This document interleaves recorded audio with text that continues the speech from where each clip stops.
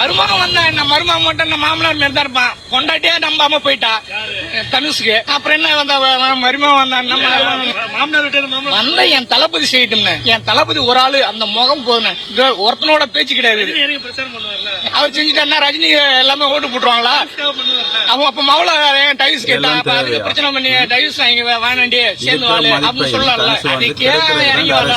இதுல வேற மக்களுக்காக எதுக்கு வர? தம்பி தனுஷ், சத்தியமா நான் சொல்றேன், நல்லா கேட்டுக்க. நீ இந்த விஜய் தலைவர் மாரி நம்ம முதல்வர் மாரி வரணும், நம்ம முதல்வர் மாரி பேர் எடுக்கணும்லாம் கனவுல இல்ல, எதுலயும் நினைச்சு பார்க்காத. ஏன்னா உங்க மூஞ்செல்லாம் ஏத்துக்க மாட்டாங்க. மக்கள் தெரிஞ்சு போச்சு. மக்கள் வந்து தமிழ்நாட்டு மட்டும் இல்ல, உலக நாடு ஃபுல்லாவே நம்ம தமிழ்நாட்டு முதல்வர்